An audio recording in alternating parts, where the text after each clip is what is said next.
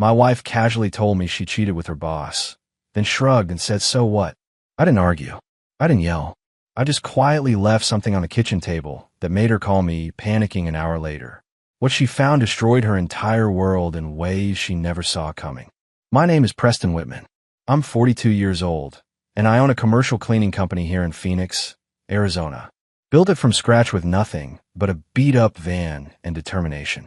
15 employees now, contracts with half the office buildings downtown. I thought I had everything figured out. Successful business, beautiful wife, smart daughter. It was a Tuesday evening in March when my world shifted. I'd just gotten home from dealing with a difficult client. Valerie was already at the kitchen table, picking at some takeout Thai food. Our 12-year-old daughter, Luna, was upstairs doing homework. "How was your day?" I asked, loosening my tie as I sat down across from her. Valerie didn't look up from her phone, just kept scrolling. "Fine," she said flatly. That should have been my first clue. Valerie was never just fine about anything. She was the type who'd give you a detailed breakdown of every conversation, every email at her marketing job. But lately, she'd been distant. More time at the office, more business trips, more phone calls in the other room. I grabbed some pad thai and tried again. "Luna said you might be getting that promotion, the regional manager position." Finally, she looked up. Her green eyes had this strange coldness I'd never seen before. "Yeah, about that." She set her phone down deliberately. "I need to tell you something, Preston." The way she said my name made my stomach drop.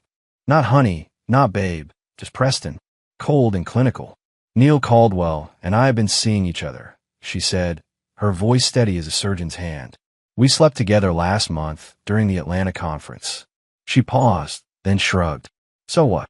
So what?" Two words that hit me like a sledgehammer. Not "I'm sorry."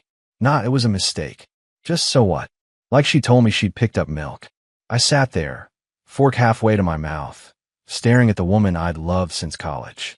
The woman who'd stood by me when I was cleaning office bathrooms at midnight to pay for our wedding. "So what?" I repeated slowly, setting my fork down. Valerie actually shrugged and picked up her phone again. "It happened. I'm not going to pretend it didn't. Neil understands me in ways you never have. He gets my ambition, my drive.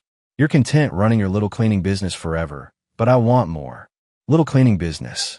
The company that paid for her BMW, her designer clothes, our daughter's private school tuition. I stood up slowly, my chair scraping against the hardwood floor. My hands were steady, which surprised me. Inside, I felt like everything was collapsing, but outwardly I was calm. "Where are you going?" Valerie asked, not looking up. "To think," I replied. And I did think.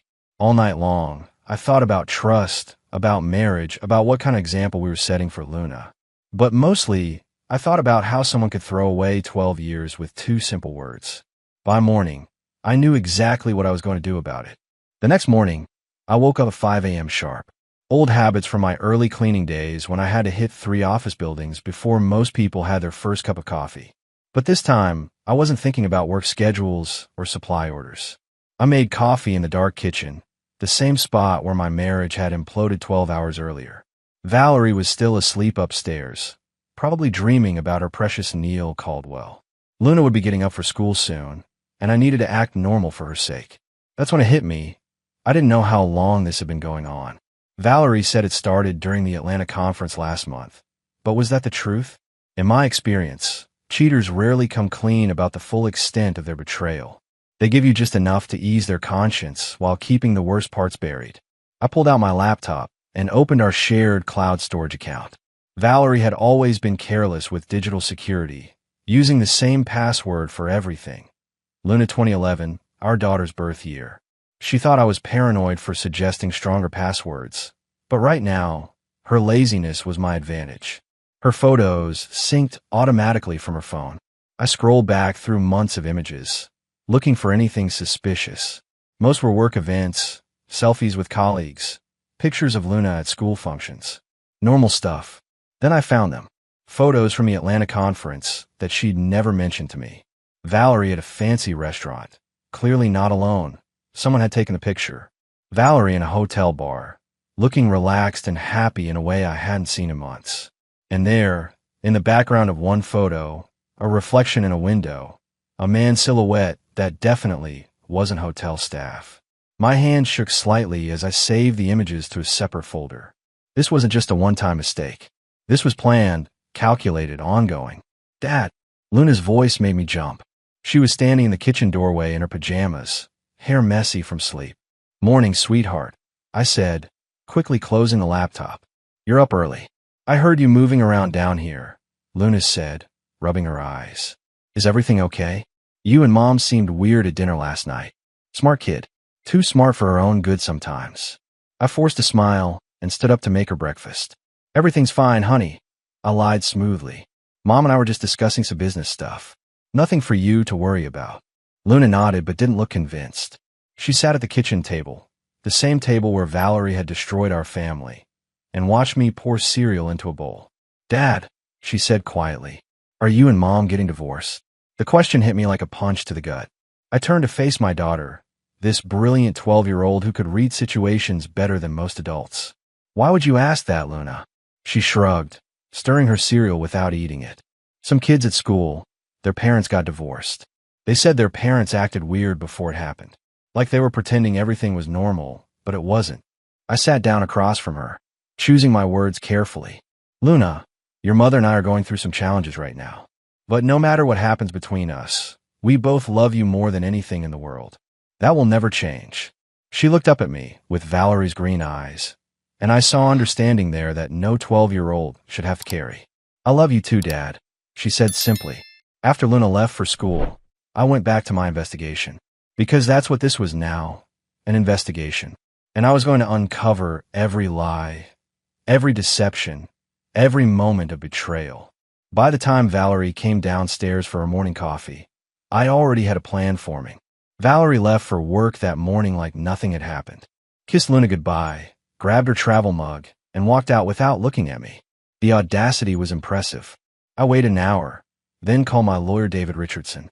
We'd done business before when I set up my cleaning company contracts. "Preston, good to hear from you," David said. "What can I do for you?" "I need to discuss divorce proceedings," I said simply. "I see. When can you come in?" "This afternoon." "And David?" "This stays confidential." "Of course." 2:00. After hanging up, I decided to dig deeper. I drove to Valerie's office building, parking across the street to observe. At 11:30 a.m., Valerie walked out with Neil Caldwell. Tall, silver hair, expensive suit.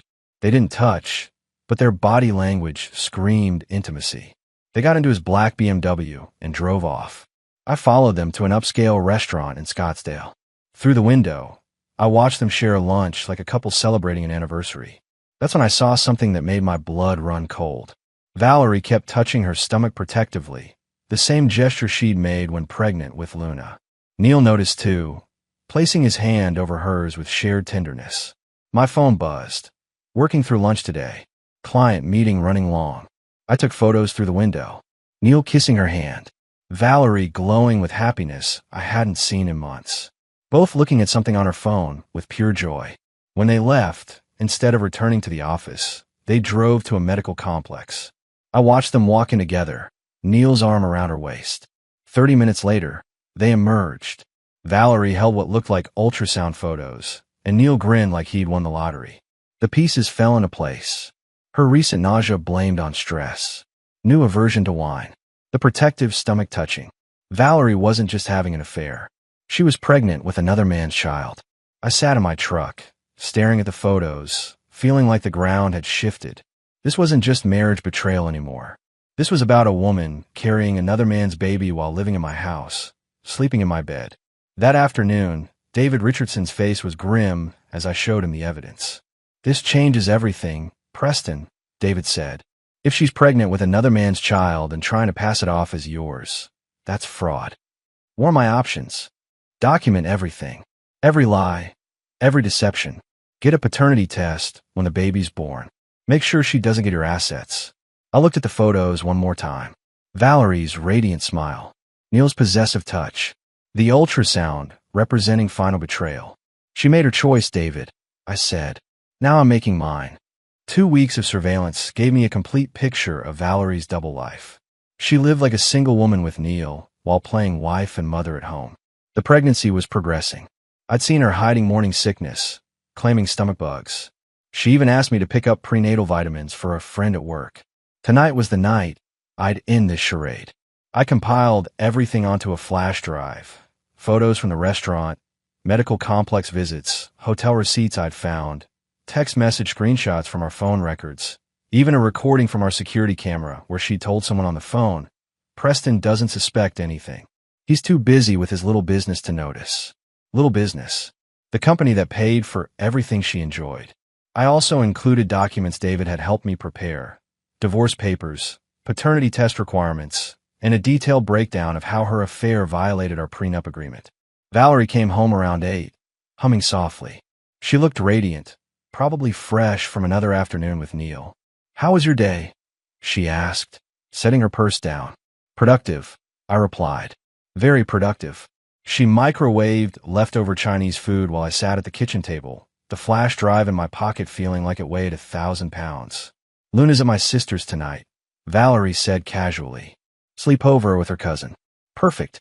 No witnesses for what was about to happen. We ate in relative silence. Valerie scrolled through her phone, probably texting Neil about baby names or nursery colors. The irony wasn't lost on me. She was planning a future with another man's child while sitting across from her husband. After dinner, I excused myself and went upstairs. I pulled out the flash drive and a simple white envelope. Inside, I placed a single note. "You always said I wasn't paying attention.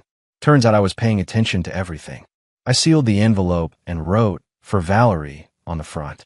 When I came back downstairs, Valerie was in the living room watching some reality show. "I'm going to bed early," I announced.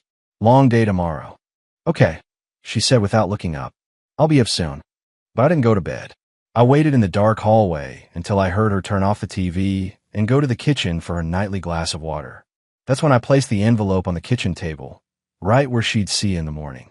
Then I went to my truck and drove to a hotel across town. I wanted to be far away when she opened that envelope. I wanted her to sit alone in the house we'd built together, surrounded by the lies she constructed, and truly understand what she destroyed. My phone would start ringing within the hour. But this time, I wouldn't be answering. My phone started ringing at 7:42 a.m. I was sitting in a diner 20 miles from home, drinking coffee that tasted like burnt regret and watching the sunrise through dirty windows. Valerie's name flashed on the screen. I let it ring. Second call at 7:44. Third at 7:47. By the fourth call, I could practically feel her desperation radiating through the device. I answered on the eighth call. "Preston, what is this?" Her voice was shaky, nothing like the confident woman who'd casually announced her affair 3 weeks ago. "What is this thing you left me?" "I assume you opened the envelope," I said calmly, stirring sugar into my coffee. "Preston, please. We need to talk. This isn't what you think. Isn't what I think." I pulled out my own copy of the photos I printed. "So you're not pregnant with Neil Caldwell's child? You weren't at the Renaissance Hotel last Tuesday when you told me you were visiting your mother? You haven't been planning a future with another man while sleeping in my bed?" Silence. Long enough that I thought she might have hung up. "How long have you known?" she finally whispered. "Long enough to document everything. Long enough to understand that our entire marriage has been a lie for months." "Preston, I can explain." "No." I cut her off. "You had your chance to explain. Instead, you said, 'So what?' Remember?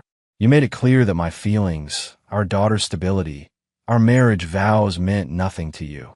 What about Luna?" Valerie's voice broke. "She's our daughter. She needs stability. Our daughter deserves parents who don't lie to her," I replied. "She deserves to understand that actions have consequences, that betrayal isn't acceptable just because you're unhappy. Please come home. We can work this out. I'll end things with Neil." You'll what? Get rid of his baby? Pretend the last few months never happened? Convince me that the woman who looked me in the eye and said, "So what?" is suddenly remorseful. Another long silence. "The lawyers will be in touch," I continued. "Everything you need to know is in that envelope. Your choices led us here, Valerie. Now live with the consequences." I hung up and turned off my phone.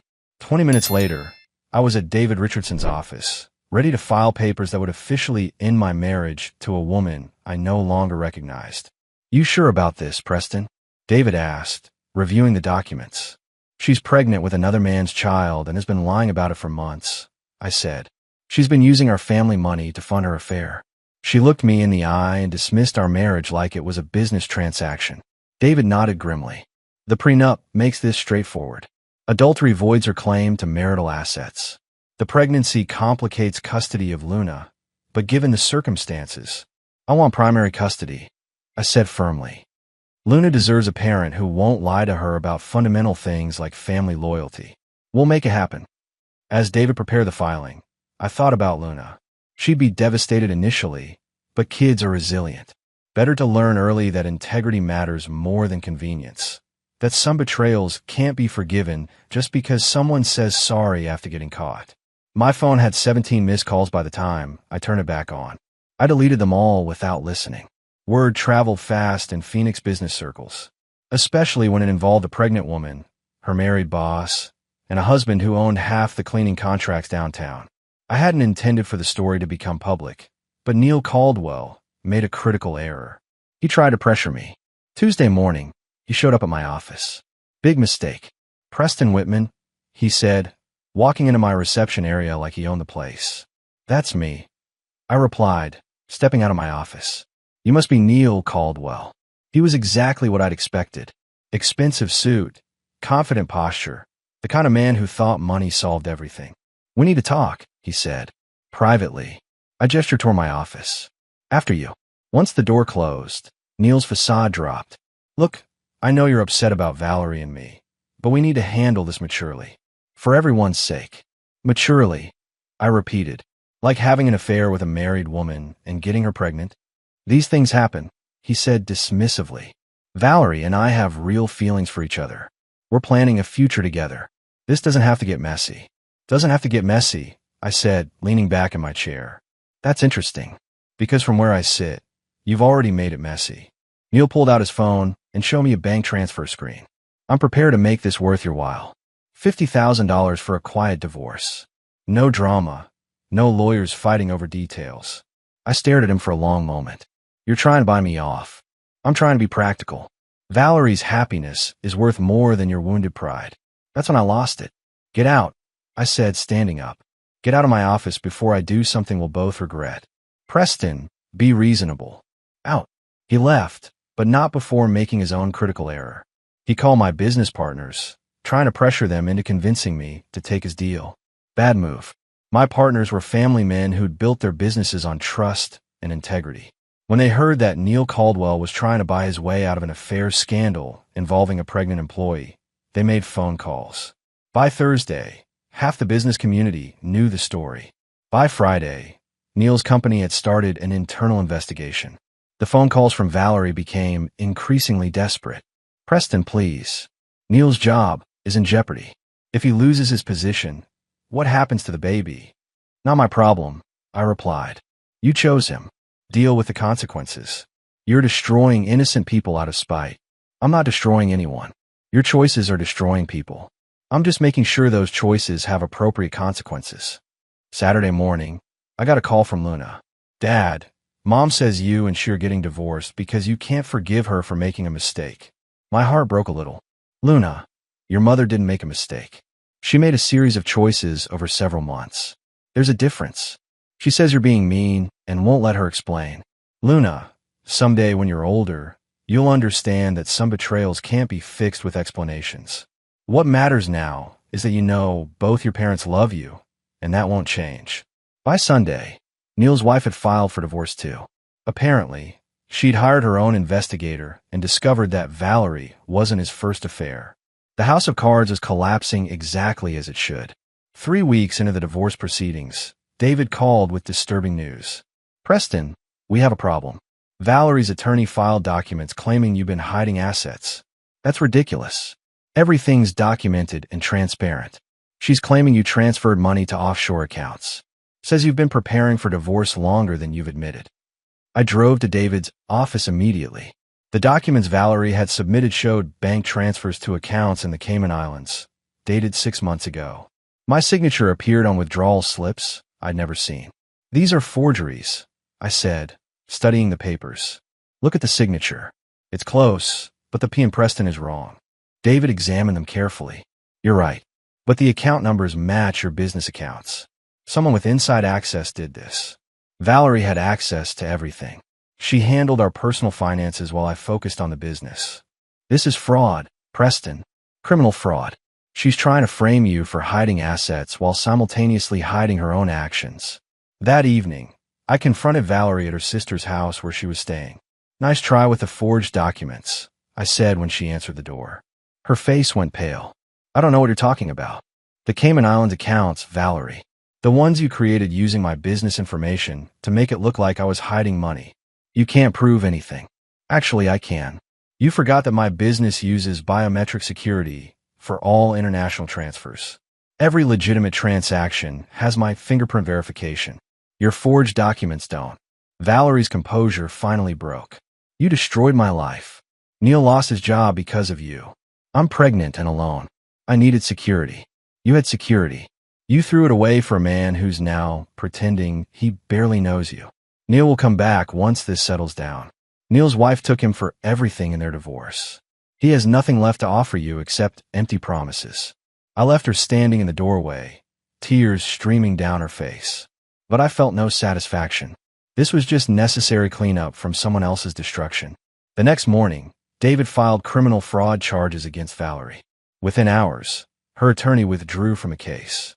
No lawyer wants to represent someone caught forging financial documents, David explained, especially when those documents are part of a divorce proceeding. Luna called that afternoon. Dad, Mom says you're trying to put her in jail. Luna, your mother tried to steal money and blame me for it. That's called fraud, and it's illegal. She says she only did it because she was scared. Being scared doesn't excuse breaking the law. Sweetheart, your mother made choices, and now she has to face the consequences. Will I still be able to see her? That depends on what the court decides. But Luna, I want you to remember something important. When people do wrong things, there are always consequences. That's how the world works. That night, I received a text from Neil. This has gone too far. Call me. I deleted it without responding. He'd had his chance to handle things maturely. Instead, he tried to buy me off and pressure my business partners. Some bridges burned because they were built on lies from the beginning. For weeks later, Valerie played her most desperate card. I was at Luna's soccer game when I received a call from Phoenix General Hospital. Mr. Whitman, your wife has been admitted. She's asking for you. What happened? She collapsed at work. She's stable, but there are concerns about the pregnancy. Luna heard enough of the conversation to understand. Dad, is Mom okay? I need to check on her. Come with me. At the hospital, we found Valerie in a private room, looking fragile and pale. When she saw us, tears started flowing. Preston, thank God you came. I was so scared something would happen to the baby. Luna rushed to her mother's bedside. Mom, are you okay? I'm fine now that you're here, sweetheart. Dr. Peterson, the attending physician, pulled me aside. Mr. Whitman, your wife's condition is stable. However, she's been under significant stress, which isn't good for the pregnancy.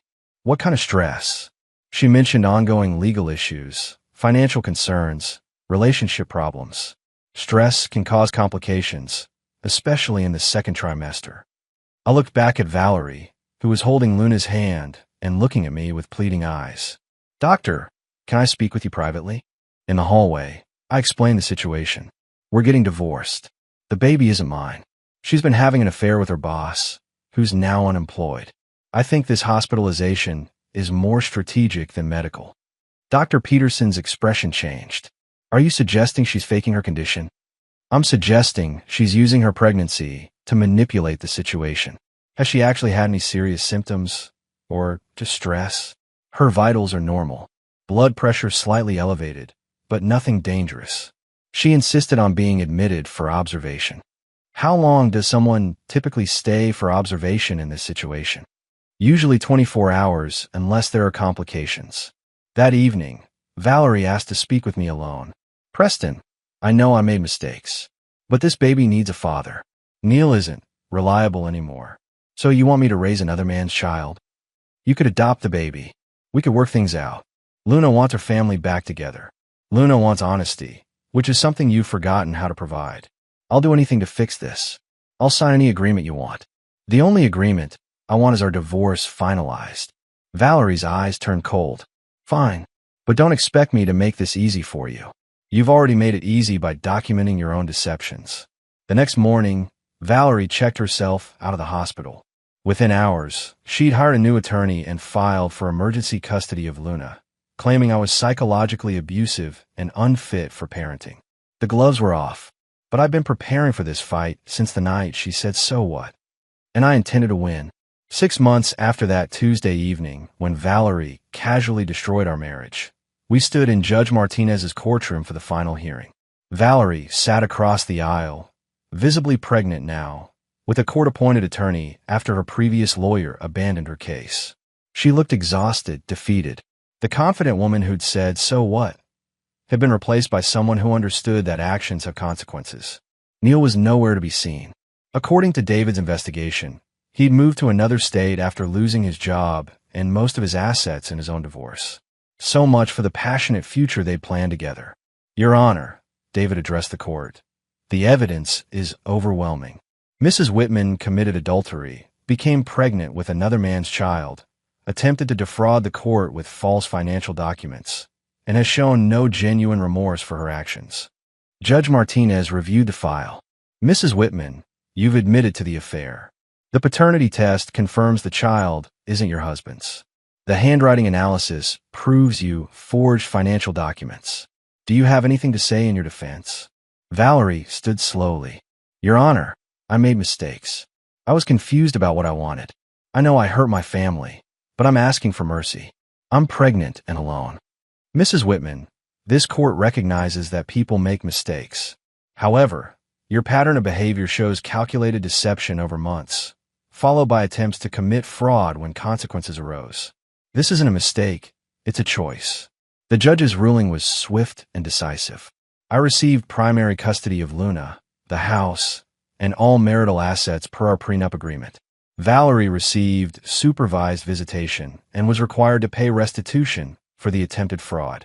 Furthermore, Judge Martinez continued, "Mrs. Whitman will receive no spousal support due to her violation of the marital fidelity clause. She forfeited those rights through her own actions."